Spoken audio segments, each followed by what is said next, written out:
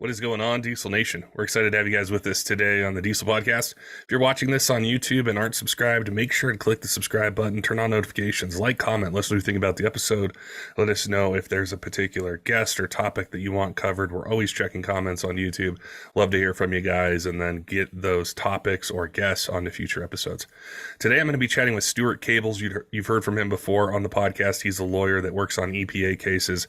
And I wanted to ask him if 2023, if the enforcement that the EPA is doing is going to be increasing, if it's going to stay the same, if there's any chance that it might, be lessened a little bit.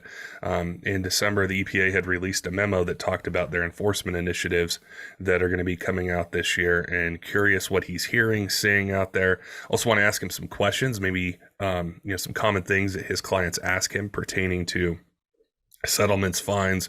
When do these cases go from civil to criminal? Do they ever go from civil or start out that way and then transition to a criminal proceeding? What's the deciding factor that the EPA has in regards to that? And then I'm going to ask him some of your questions. There's a ton of them that have come in on our Discord, Instagram, on YouTube about what the EPA can do, what it can't do, considerations, pertaining to the proceedings, tons of different stuff. So I'm going to ask him all those questions. Before we get to it, though, I want to remind you guys, our friends over at Kershaw Knives have a 20% off site-wide discount code for you. Use code 20diesel at kershaw.kaiusa.com. It's a great way to save some money on some cool gear. You guys have shown me some pictures of some cool stuff you guys have gotten. So if you're in the market for it, it's a great way to be able to save some money. It's something they offer just for you guys. And no matter what your budget is, they've got something for you. So they've got a really diverse product line with a ton of different options for opening mechanisms, blade steels, handle materials, blade lengths. Definitely make sure and head on over and check it out if you're in the market. All right, let's get to today's podcast with Stewart and chatting with him about the EPA enforcement, if it's increasing this year, if it's going to get worse, and what he's hearing on his side. Stewart, it's always a pleasure to chat with you. You're my go-to for emissions questions, EPA questions, and gosh, our last episode, it's our most played ever on YouTube, which is I think about 170,000 plays. And I know there's a lot to cover back then, and there's even more to cover, here in 2023. So I appreciate your time today, sitting down with me, chatting, answering some questions I have that our listeners have, and learning more about what's going on with emissions enforcement and kind of that whole arena. Yeah, Patrick, I'm happy to be here. I always enjoy doing your podcast and educating your listeners about what the EPA is doing and kind of what they can expect with any modifications or any treatment they want to do to their vehicle. And, I'm happy to help. So just ready for your questions when you got them, and we can sort of go from there. Yeah, I went through the comments on YouTube and our Discord and some other places from the last episode. And one of the things I wanted to mention kind of at the start is I think with that last episode, some people who found the video thought maybe we were sharing our opinions or my opinion, and I was going to comment on what I thought of emissions or the EPA or that you were. But really, that wasn't the focus. It was more so to focus on the facts, which is really tough to find as either a diesel enthusiast or someone who works in the industry, or someone who's just interested in government and agencies and the interaction with people in business. And so I really wanted to mention that and just kind of, give that as a heads up to people that are listening. I'm not going to be voicing what I think of emissions or you are. It's really focusing on the facts, which it's so tough to find nowadays pertaining to something that is really striking at people's passions and their businesses and their hobbies, is finding what is the factual information. So I think that'll really be a good basis for us to chat today and discuss this topic. But one of the things I'd like to start with is your background working on this. And I think it's incredible to be able to have you as a guest, because this is something you spend a lot of time on and work with companies and individuals in these proceedings. And wanted to have you chat a little bit with me about your experience. How many of these cases do you typically handle in a year or overall, or what's your experience working with the EPA and businesses? Yeah. So I've had probably countless numbers of these cases of varying different levels. So represent currently probably about 30 or 40 of the diesel shops around the country that's all the way from manufacturers to WDs to install shops. And then, there's some end users who, write me emails or give me a call. I wouldn't necessarily say that I represent them, but I help them out and just to give them a good idea of what it is that they can expect with regard to the EPA. I've probably from start to finish had maybe about 100 cases with the EPA, and those are all different levels. I've had some, really big cases with companies that lots of different potential violations or violations of the Clean Air Act and manufacture, tens of thousands of parts, hundreds of thousands of parts. I've also had, very tiny little cases with small mom and pop type companies who have, 19 violations, 32 violations. I think that it really runs the gamut of, what the EPA's types of enforcement are and breadth of enforcement is. And so, they come in all different shapes and sizes, but I've been doing this for about 15 years. And obviously, you and I know each other because you used to work at ATS Diesel, which is kind of the company that I started representing back in 2008. Or actually it was 2007. So that's been, 16 years by now that I've been in the diesel world.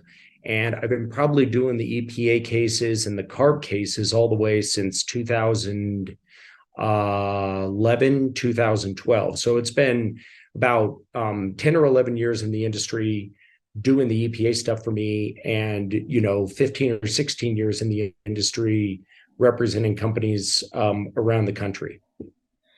And that experience is what's so helpful to ask these questions and have these discussions. And I think the main topic or the main thing I want to learn from this is in 2023, is the EPA CARB, is there still that focus on deleted trucks or deleted parts? But our audience had so many questions, and I think it'll help to kind of recap that last episode and lead into this one.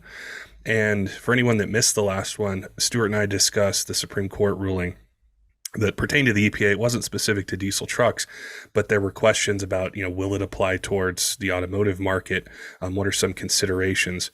And there were a couple questions I wanted to ask you that a lot of people had. One of them was, in essence, I'm paraphrasing it, but it said, or they asked, if an agency can't make law, how can they enforce it? Or why should I even care what the EPA or any other agency says if the Supreme Court ruled this? And so I wanted to ask you for the facts in your, your experience with this.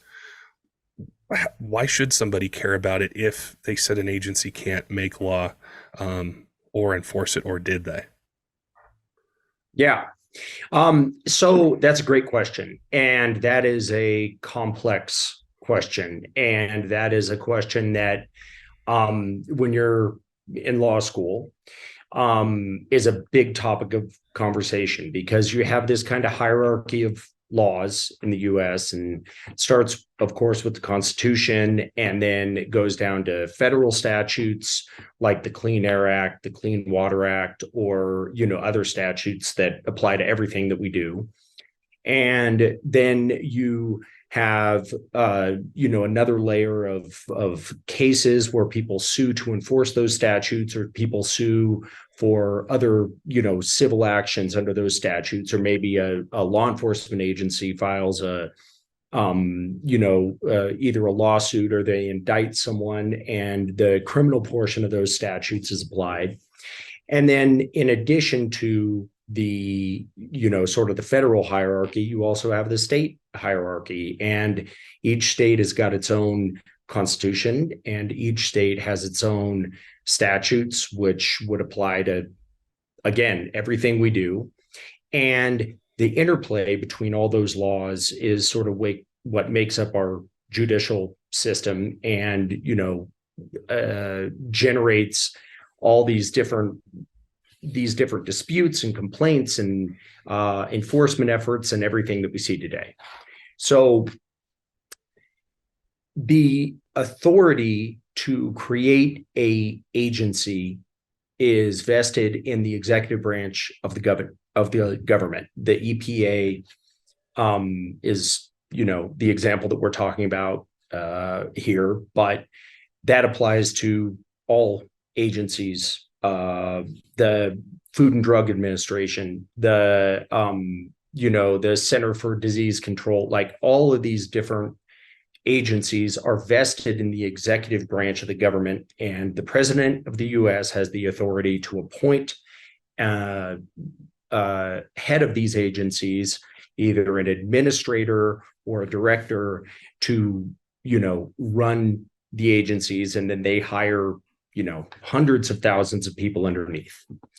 And the agencies have the authority to enforce federal statutes. So they don't make the laws, but they have been vested with the authority to enforce the laws, or they have been invested with the authority to interpret the laws and create rules and guidance that allows for them to be administered in an effective way. Okay. And this is where it gets complicated, because you have two separate directions, two separate sort of branches of laws and law enforcement starting at that point. You have an administrative branch, and then you have sort of a federal judicial branch. And both of those branches, or both of those sort of threads of administration and of enforcement of the law, are equally applicable and legal, but they are very different. Okay. So it's very hard to explain, even for an attorney who's got experience, and what sort of the difference between an administrative law is and an actual federal statute. So because the executive branch has created vested the authority to enforce its laws with an agency, you have to, that agency has got to play by the rules. And when it is being determined whether or not that agency is playing by the rules, there is a separate set of rules that govern whether or not that agency is playing by the rules. And that's the administrative portion of the law. So the US EPA does not have the authority to make laws, but it does have the authority through the president and the president's office to interpret and enforce laws. And I'll give you an example. The EPA is in our industry, generally speaking, interpreting and enforcing the provisions that are contained in the Clean Air Act. The EPA has lots of authority that goes beyond the Clean Air Act, like the Clean Water Act, and all the different federal statutes that protect the environment or protect the air we breathe and the water we drink and make sure it's clean and all that stuff. I know a lot of listeners have probably seen what's going on in Ohio, right? This train ran off the tracks and it exploded, and a bunch of toxins went everywhere, and the stuff that went everywhere is extremely dangerous. And the EPA's job is to go in there and, supervise and clean it up to the best of their ability, even though they didn't really cause the train to go off the tracks and explode. So the EPA is in charge of everything that has to do with the environment and the air we breathe and the water that we drink and all that stuff. So in our particular circumstance, the EPA is interpreting and enforcing the Clean Air Act. And the Clean Air Act has a million different provisions. It is a massive, massive piece of legislation, thousands and thousands of pages long. And the interpretation of all the provisions in the Clean Air Act is really variable, because nobody could have predicted what was going to happen in, I guess it's been 60 years now since the Clean Air Act was created, in order to actually follow those rules. So what the EPA does is, as an agency, they create guidelines and they create guidance in order to interpret and administrate the laws that are contained in the Clean Air Act or whatever other federal statute there is. And because they are interpreting those laws and they're creating guidance to apply the law the way that they see fit, that is the authority that's been vested to it by the US, by the executive branch, by the president. And there's a wide leeway for them to be able to interpret and administer and enforce the Clean Air Act in our case.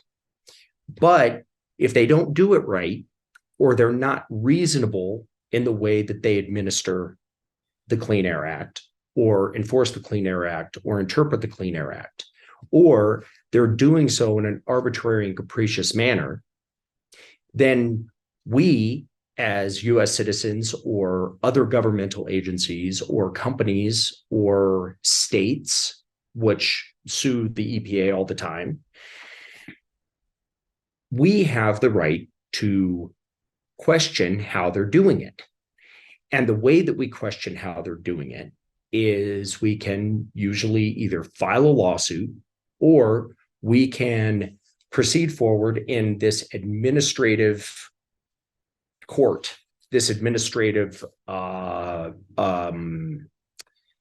it's called an adjudication in front of an administrative law judge or an ALJ.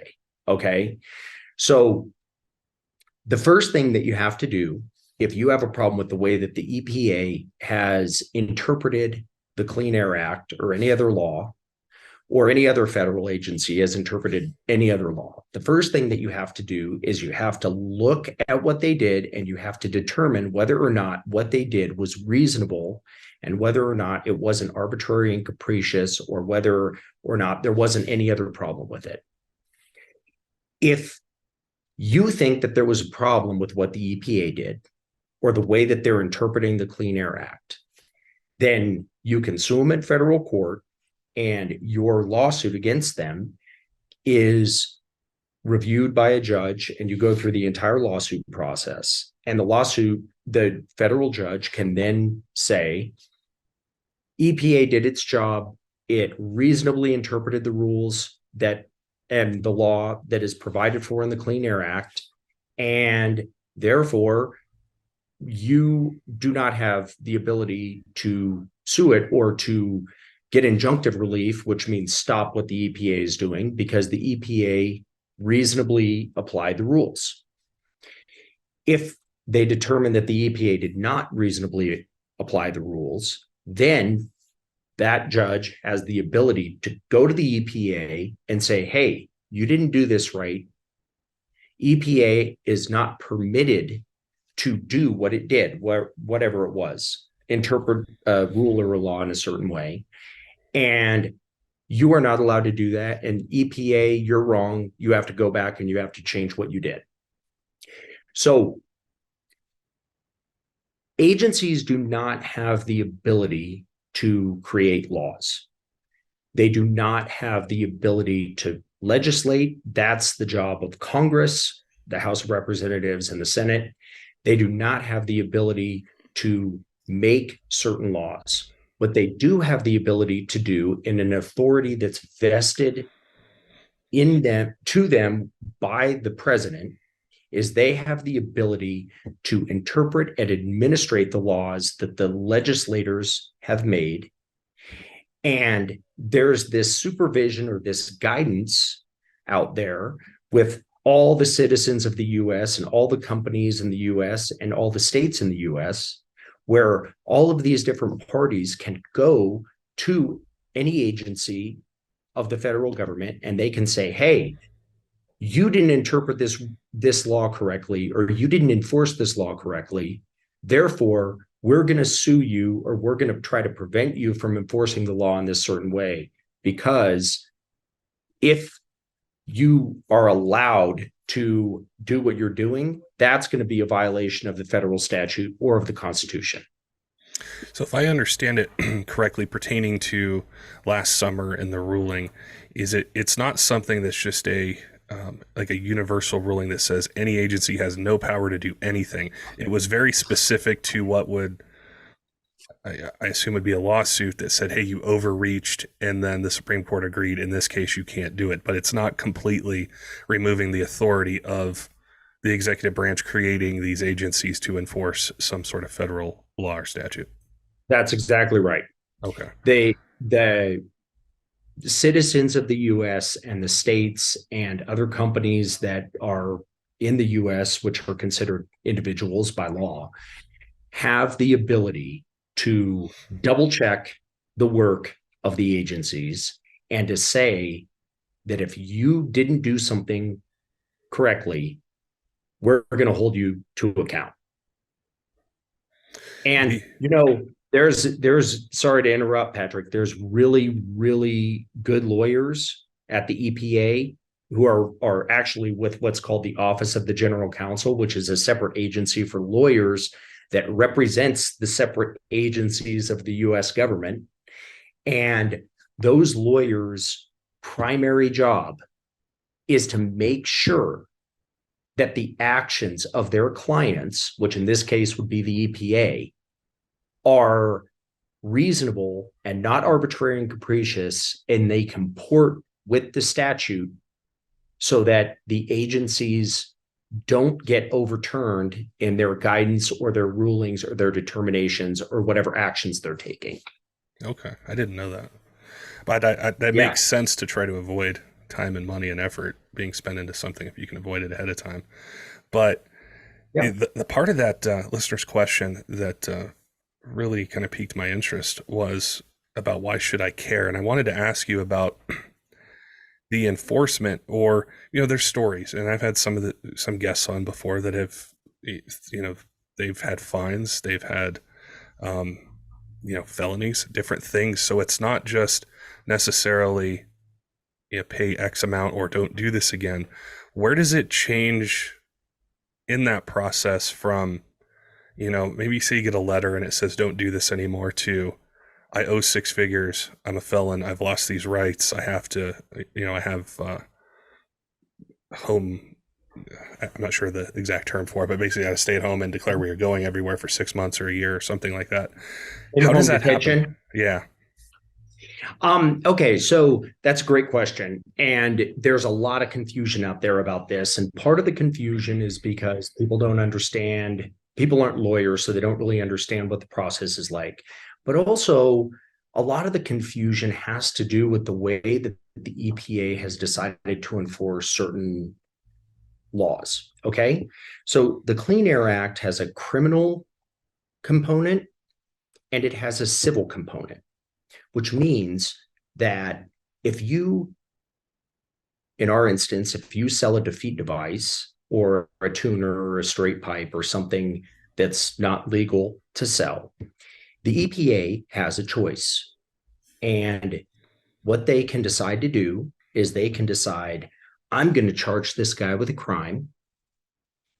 Or they can say, I am going to try to get money, a penalty out of whoever is doing this. They right at the beginning, they can branch out in two different directions. They can go criminal or they can go civil. And the Clean Air Act permits them to make a choice on which direction they want to go. The EPA's stated position is that if you are an especially egregious violator or you are doing especially bad things, then typically they want to go the criminal route. They want to charge you with a crime, which also comes with it a penalty. Okay. Has that happened in practice? Not really. And that's probably the main source of confusion for your listeners, Patrick, is that there are some really, really egregious violators out there. Some really, really high volume, some extremely public violators out there who were not charged with a crime. There are also some extremely low-level dealers, people who are not manufacturers, people who do not have a public profile. And they have been charged with a crime. Yep. So it's not as though the EPA is really investigating the criminals and then charging them on a hierarchy. Like if you have 20,000 violations, you're going to be charged with a crime. If you have less than 100 violations, you're not going to be charged with a crime. They're not doing it that way, which leads to a ton of confusion in the industry and a ton of confusion with my clients, because my clients are like, hey, I sold, 50 parts. How come I'm being investigated by the Department of Justice and so, massive corporation, excuse me, massive corporation has, sold 66,000 parts and they didn't get charged with a crime. So there's not really a cutoff or a delineation between who is and who isn't charged with a crime. And that's actually something that the EPA could be sued for. I'm not saying that the lawsuit would be legitimate, but the interpretation of their criminal versus civil enforcement isn't really consistent, which is one of the hallmark things that you have to be when you're a governmental agency in order to have your actions be taken seriously and survive these challenges, right? Yeah. So that is a bit of an aside, but back to your question. The EPA, or your listener's question, I should say, the EPA can go the civil route or it can go the criminal route at the very beginning, okay? If it goes the criminal route, the EPA has a group of criminal investigators that go around and they execute warrants and they conduct investigations and they contact people who have bought and sold these parts, and they put together a big pile of information that they get from various different places. And then ultimately they decide if they want to indict or charge with a crime or convene a grand jury to charge these parties with a crime. And the way that they have to do that is the EPA's criminal investigators take this big packet of information and then they go to the Department of Justice and they make a referral. And then the Department of Justice, which is in this instance a federal prosecutor, the U.S. Attorney's Office, the U.S. Attorney's Office will take this packet of information and they will say, okay, I think that there's enough to indict for a crime here. We have enough evidence on, the sale of an illegal part under the Clean Air Act, or a conspiracy, which has been a common charge in the industry, which is where you agree with another party that the two of you together are going to sell these parts and you're going to make money, or, any variety of a lot of other types of crimes. The U.S. attorney is the prosecutor, and they're the ones who have to decide whether or not the information that they've been provided on a certain company or a certain individual is worthy of being charged with a crime. And here's the thing. Those U.S. attorneys are really operating in a vacuum. And there's a U.S. attorney's office in each of the 50 states. And it's a federal office that is operating in each individual state. And these U.S. attorneys and the Department of Justice, they don't know what so-and-so is doing in Indiana, or so-and-so is doing in Idaho, or so-and-so is doing in Florida.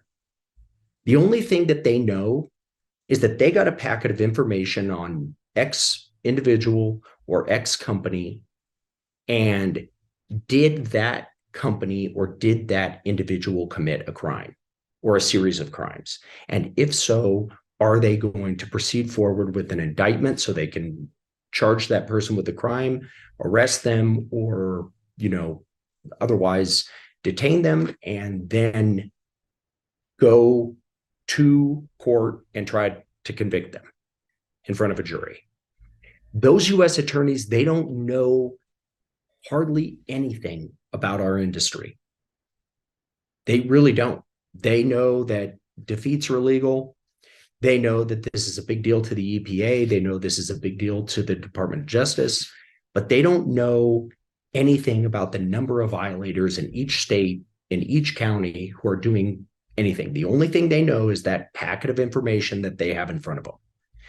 So that's kind of the criminal side. And that's the reason for the inconsistency and the confusion with your listeners is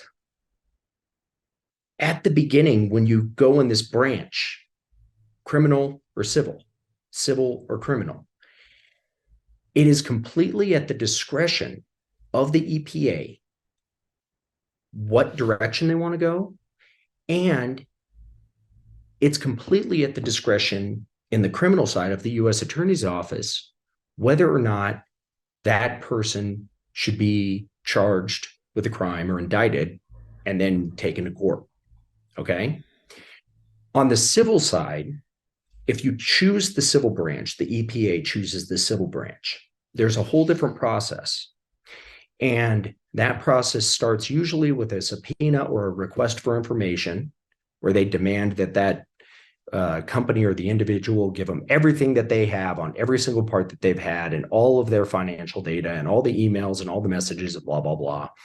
And then, you hire a lawyer and, you work with the EPA to submit the information and see if they think that it's sufficient. But at the end of the day, once the EPA has the information that you provide, the choice that they're making at that time isn't really whether we're going to have a criminal or a civil case. They've pretty much chosen it's going to be a civil case. In rare occurrences, they can branch off and they can go to a criminal if what the person's done is really bad.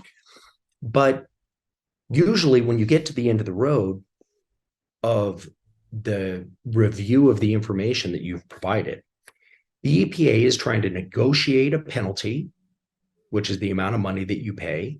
They're trying to get you to sign a contract with the US government that says, hey, I know that what I did was wrong. I'm not going to do it again. And then they kind of go on their way.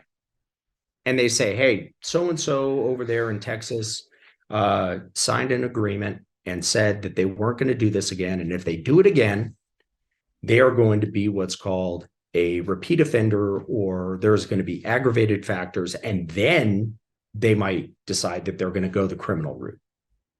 So the real goal in the civil side is not to get these guys to pay a penalty. The real goal is to get these guys to sign that contract with the US government where they acknowledge that what they did was wrong and they acknowledge that they're not going to do it again, so that in the future, if they do it again, the US government can hold up a piece of paper and they can say, hey, we've got this contract. You said what you were doing was wrong. Okay. If you don't settle with the EPA, if you don't settle with the US government and sign that contract, or you have a dispute about whether or not what you were selling was legal, then they can sue you. And that's where it gets really complicated, because when they sue you, they can choose to sue you in two different ways. They can choose to sue you in federal court in front of a federal district court judge and say that you violated the Clean Air Act. Or they can sue you all the way back to the beginning of our podcast. They can sue you in an administrative court. And that is a federal administrative court that is managed and operated by what's called an ALJ, an administrative law judge. And when they sue you there, there's a whole separate set of rules related to what they're trying to prove than there is over here in federal court. So if you get sued in administrative court, usually what happens is that the ALJ isn't trying to figure out whether or not what you did was right or wrong. They're usually just trying to figure out whether or not the EPA acted within its reasonable discretion and not in an arbitrary and capricious manner in the enforcement of the federal statute, the Clean Air Act. Okay? If they sue you in federal court, It's different. They got a different standard of review. They've got a different burden of proof. They have to prove that the parts that you sold were illegal. They have to prove that the parts that you sold generated an economic benefit. And then ultimately it gets to a judge, and a judge determines if you have violations, whether or not you pay a penalty and how much that penalty is. So it gets really complicated in these separate branches. And maybe I can give you like a flow chart or something that you can post on your website that your listeners can look to about what the process is. But you start out in the very beginning with the investigation, and the EPA immediately decides civil or criminal. Criminal or civil. If you're in criminal, you're all the way over here. You're kind of, in a criminal investigation where they can execute a warrant, they can come to your place of business, they can interview people, they can gather information, and then they get that info and they give it to a grand jury to decide whether or not you've done enough to commit a crime. If they choose civil, usually it ends around that time when you're negotiating a penalty, and that penalty, whether or not you can pay it, whether or not it's reasonable. But if you don't settle, then there's this whole other branch where you can decide, the EPA decides whether or not you're getting sued in administrative court or federal court. So your listeners shouldn't be embarrassed or shameful that they're confused about what the EPA is doing, because it is extremely confusing. And even I get confused about it. And I've been doing this for, 10 to 15 years. So that's the reason why everybody doesn't really understand what the EPA is doing, or what the difference is between the criminal and the civil enforcement, because there's not necessarily a rhyme or reason to the way the EPA does what it does. Yeah, and I think you had mentioned the confusion about why does this entity that does this volume get civil and this smaller place gets criminal, because all these settlements are public and you can see them on the EPA website. And so people have that information. And I think it was in late December, there was a memo or something that the EPA had released. And that's where I wanted to really hone in on our chat today and ask, in 2023 and beyond, is there still this huge focus on defeat devices, parts, maybe individuals with who's installing them? Because I think the perception out there is we used to hear about civil penalties and these companies would pay a fine and say, I'm not going to do this anymore. And then we've started to hear more of these felony charges, these other things, losing businesses. Yeah. And it seems like that's become more common now. So I wanted to ask you about that memo that they released, or what their agenda is moving forward, and what that looks like. Yeah. So just something you just said, somewhat unrelated, but related to the overall scope. The EPA is not allowed to put a company out of business. They can't do it. If you get sued civilly and you can't pay a penalty, even if you can only afford to pay $200 or $400 under what's called ability to pay analysis, which I know you and I have talked about on your podcast. Yeah. That's what the penalty is, because the EPA is not allowed to impose a fine of any kind that actually puts a company out of business, period. So that's an important takeaway. That's on the civil side. What happens on the criminal side? I mean, if you go to jail for 3 years and your company goes out of business, you're kind of out of luck. But, something to keep in mind when we're talking about whether a company has the ability to pay or they don't have the ability to pay. Okay. With regard to the memo that you brought up, this is something that you drew to my attention, that I think was shared by several people in the industry on Facebook or maybe Instagram. Pretty sure that Corey was one of them. And I wanted to go through this because I think that this memo is important to the overall nature of enforcement. So I've shared my screen. If the listeners are on a computer or on a phone, you should be able to see it. If not, this is a EPA memo of December 20th, 2022 that you could probably look up online. And I can also give it to you, Patrick, if you do share that stuff on your website.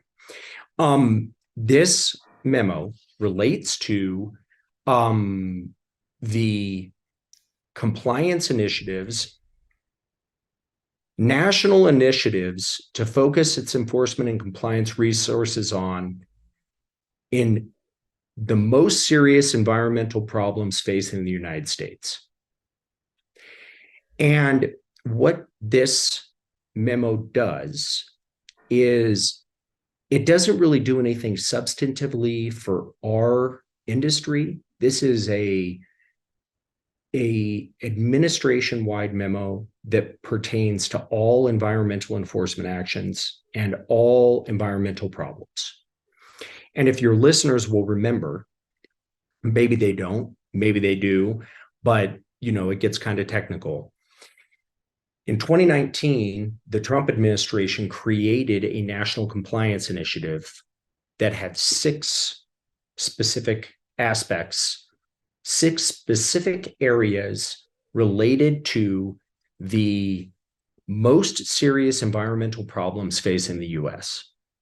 And those 6 specific problems were the problems that the EPA was directed to spend its enforcement dollars on and directed to consider a highest priority for enforcement. And the reason that our industry was thrown into turmoil, especially related to the aftermarket parts, is because one of the 6 items in the National Compliance Initiative was stopping the sale and installation of aftermarket defeat devices on mobile sources, trucks, ag equipment, tractors, balers, anything diesel, anything, even if it's not diesel, any aftermarket defeat device was considered a matter of the utmost environmental importance to the EPA, and the administration was directed to enforce on those violators. Okay. And starting in 2019, June of 2019, everything went upside down, and there was enforcement before that, but it really ramped up at that time. Okay. This memo is a memo that is identifying the fact that we have these initiatives to focus their enforcement and compliance resources on, and letting the regional administrators, who are the people who operate in the separate regions in the country, there's I want to say 11 regions. I can't remember off the top of my head.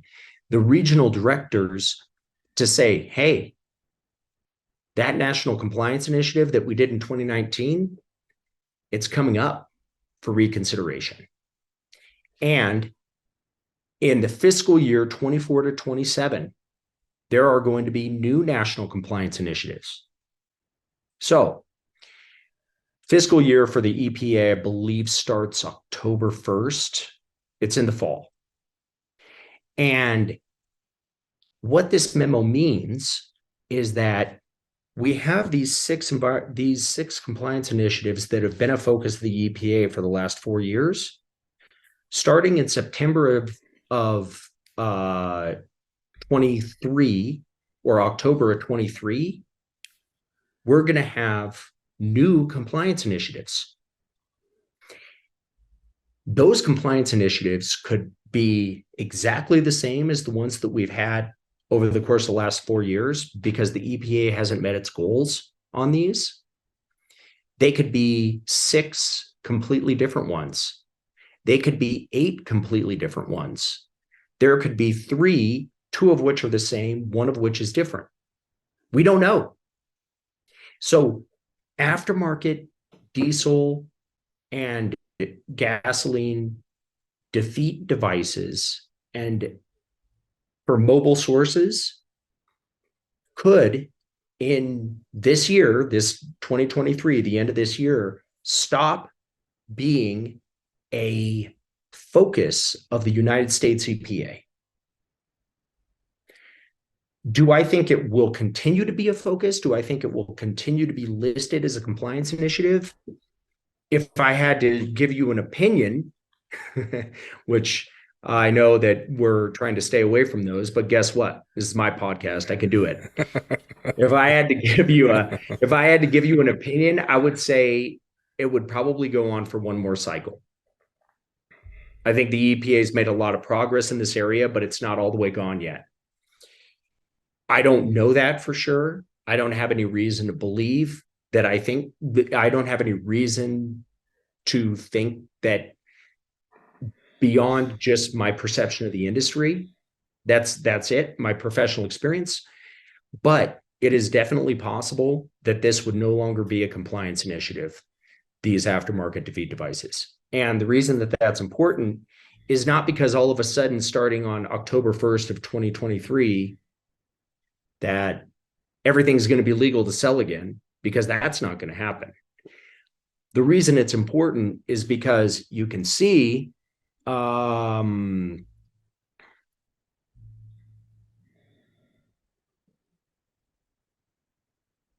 the reason for the compliance initiatives is because the goal is to focus its enforcement and compliance resources on these problems.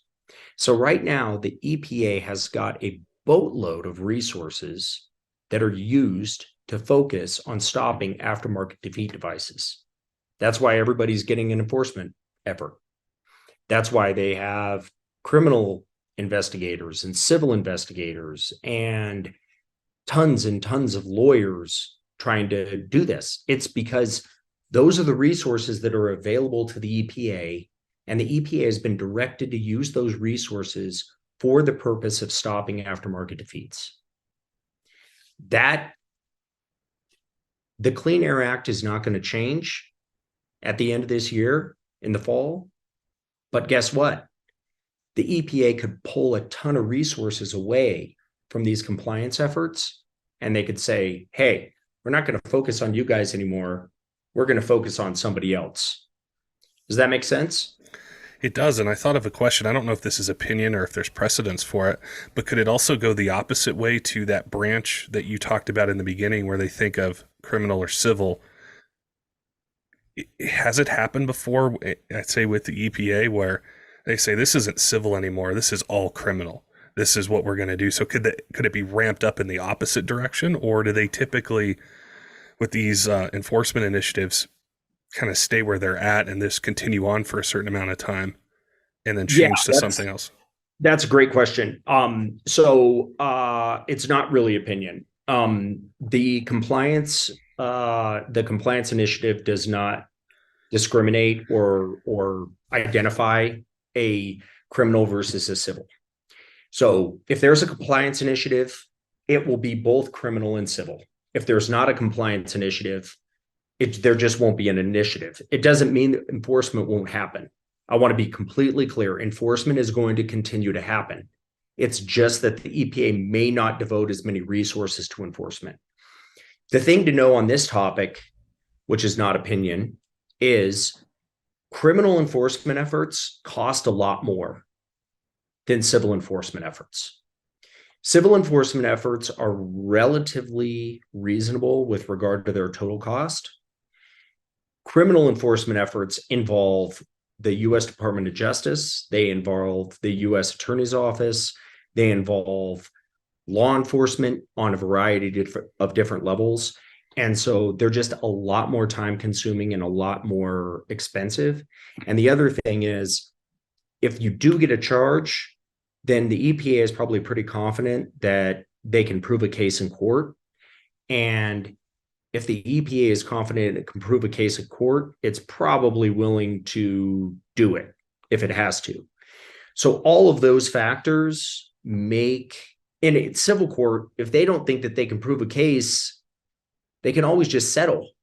You know, you're not talking about somebody's freedom that's at issue, right?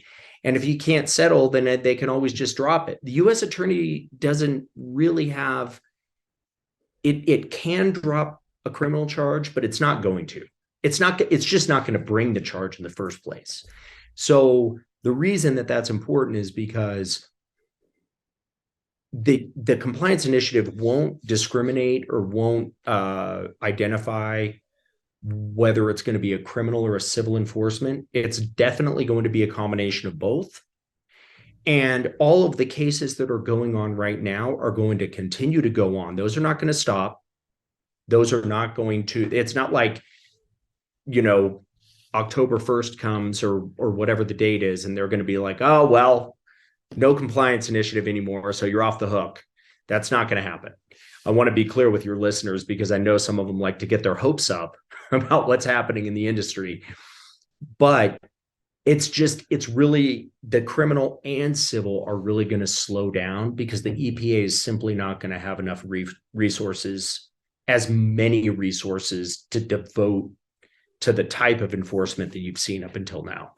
Gotcha. So we just got to kind of wait till the fall and then see what they do, and then probably do another podcast on it. And I was thinking, for sure. There's a couple questions that the listeners had asked. The compliance initiatives should come out in June. That's when they came out last time, June of 2019. I don't know if it's going to be June or May or July. I don't think that they have like a set date, but the compliance initiatives are not going to come out at the beginning of the fiscal year. They're going to come out beforehand, and then there's going to be, a few months in between. So probably by the next time we know, we'll be in the summer. Gotcha. That makes sense. That definitely helps a lot to understand. And I think a lot of what we've chatted about probably pertains to businesses and companies and diesel shops. But at the very beginning, you had mentioned kind of the hierarchy of law, and it's starting with the Constitution and then federal law and states. And I know whenever I watch videos on topics like this, I think we all kind of do. We have a tendency to think about ourselves and think, okay, what am I going to do? Or am I affected personally, even though I may, I don't own a diesel shop or something like that. And a lot of people asked, well, what can I do with my truck? Can I sell my truck as it is? Can I buy a truck as it sits? Is somebody going to knock on my door? And I know this probably pertains more so to states, but a lot of people were asking about that. Does any of what we've talked about with EPA or enforcement or anything like that pertain to an individual in any one of the 50 states? Or is that more so up to the state itself and how it may or may not enforce emissions laws? Yeah. So you and I have talked about this on, I think, more than one podcast, but it's always bears repeating. And the reason that it bears repeating is because your listeners are individuals for the most part, and they're not companies that sell products or run businesses. So I'm always happy to talk about the impact on the individuals and the emissions type stuff. So it is 100% for sure in every 50 states, no matter what, illegal to pull the emissions equipment off your vehicle. Full stop. It doesn't matter if you live in North Dakota and they're like, we don't care. It doesn't matter if it doesn't matter if your state doesn't have emissions testing. It doesn't matter if somebody at an emissions testing facility is giving you a, wink, wink, good deal. It is 100% illegal to remove emissions equipment off of any vehicle that travels on the roads, period. Now, couple caveats to that statement. Number one is the EPA has made it clear in its Borla, well, the EPA has made it clear, but it's reiterated in the Borla exhaust case that you and I talked about last time, that the EPA's goal is not to enforce the Clean Air Act on end users and vehicle owners. So is the EPA going to come and knock on your door if you've got a deleted truck? Probably not. Definitely not. You're not going to get investigated for that. But there's other consequences to having a deleted truck, no matter what state you live in. And the consequences related to having a deleted truck are much more financial than they are legal. Okay.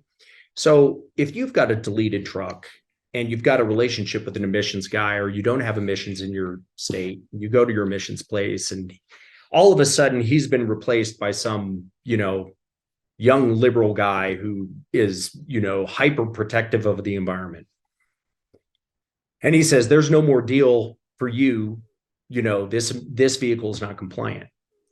That guy's not going to report you to the EPA, and he's not going to report you to the state, probably, unless you're in California. But even then, it's unlikely. What he's going to do is he's going to fail your vehicle for emissions, and he's going to say, you can come back when you get a new one, or when you put it back to stock. Well, how many of these people, how many of your listeners do you think are interested in putting their vehicle back to stock, Patrick? Not many. Not many. Not many. And the EPA knows that too. So, that's probably not going to happen, especially on the financial side. But you're going to be driving around with a tag that's not current, or you're going to have to go and get a tag somewhere that you don't live, which is not legal, or you are going to have to take a tag off of a license plate that you find in the local Walmart parking lot, which is definitely not legal. Bottom line is, you're not going to be able to register the vehicle. So that's one consequence. The other consequence is, and you and I have talked about this before, if you have a deleted truck, the mechanics are not allowed to work on it, period. If you're a mechanic, you cannot work on a deleted truck. You can do an oil change, you can do windshield wiper fluid, you can put a lift on it, you can put new tires on it. It's about it. Is that, and real quick, I know that just brought up a question. Is that something that the EPA, or during your experience in these cases, they've been really picky about with shops? As I've heard different things, like, doing an oil change or tires are fine, but if you have to take off this EGR delete to replace the manifold and then you're reinstalling it, that's a big no-no. Like, is that something that really happens? 100%. The EPA has a huge focus on repair shops, and a huge focus on whether repair shops are working on deleted trucks, because that is a major choke point to get the deletes off the trucks. Is if you stop people from repairing them, then what are they going to do?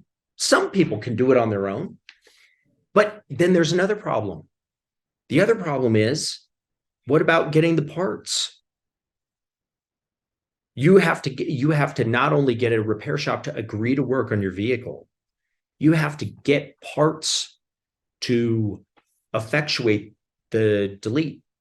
And those parts are not, they're becoming more and more uncommon, more and more. They're not gone yet, but for the most part, they will be. And that's the thing, is that if you want to buy, say you want to buy a replacement, I know you don't really need to replace an EGR delete, but say you have a manifold failure and you have to get a blocker plate or something like that. Not only are those parts becoming more rare, and not only are they becoming harder to find, they're also becoming much more expensive because they're being charged at a premium.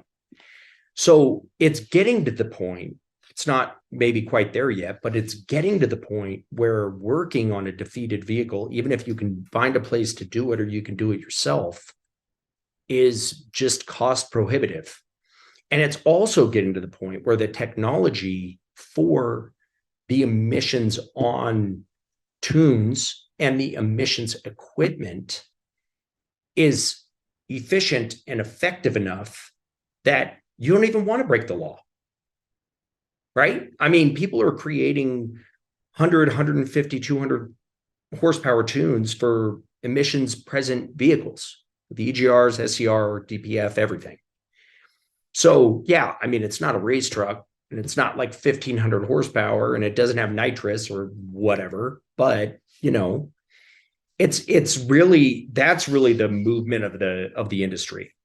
So with regard, and you can see it, by the way, you can see that all of the big players who used to be in the defeat market are now in the emissions on tuning market, and they're all doing really good stuff, or most of them are. So your listener's question, what can you do?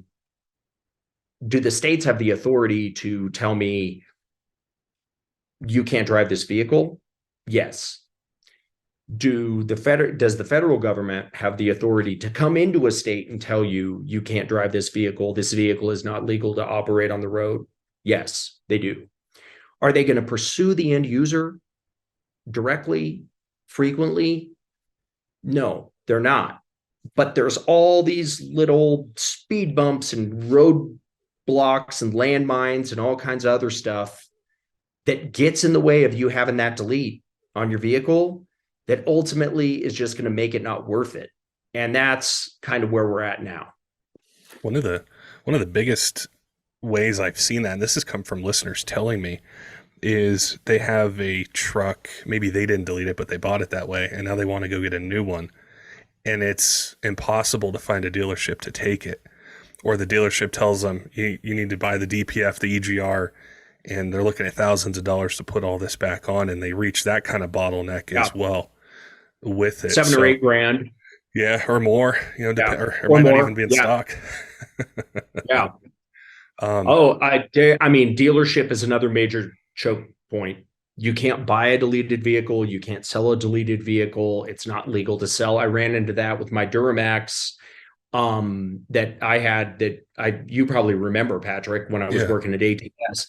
It wasn't deleted, but it was a 2004. So it only had an EGR on it. And I had to take it in, get an emissions, make sure that the EGR was functional before I could sell it, because otherwise I wasn't going to be able to do it. Yeah. So, that stuff is definitely like the dealerships. I represent several, and they have exposure because you get these small dealerships or these used car guys who are located in the Midwest or the South primarily. And what they are getting as far as trade-ins is deleted vehicles. And they take them because people want them, right? Yeah. But that cycle can only happen so many times before eventually the EPA comes and they will enforce on a dealer for sure. And then the dealer's like, shit, that's not, I don't know if I could say that, that's not legal.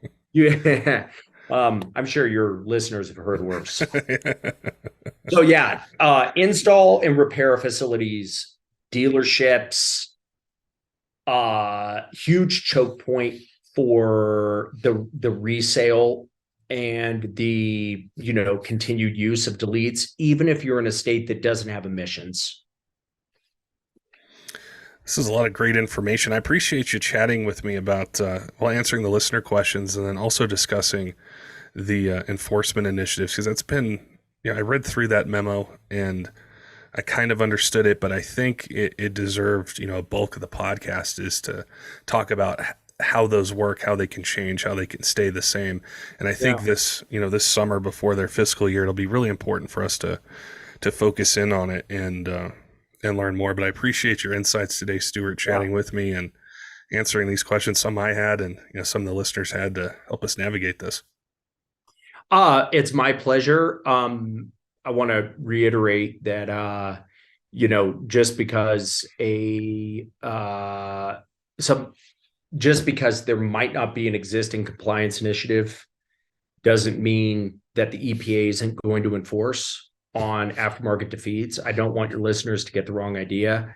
Just means that they're going to have less resources to do it. But I'm really glad that you had me on to talk about that specific document as well, because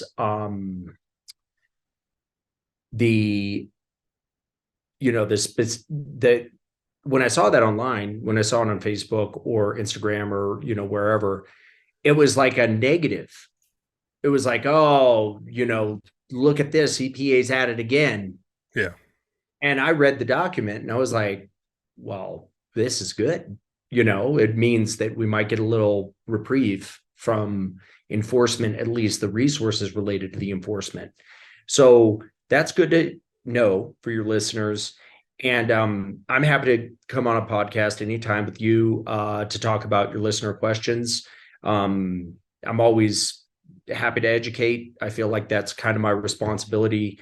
I didn't mean to get into this diesel world when I came out of law school, but I happened to end up here.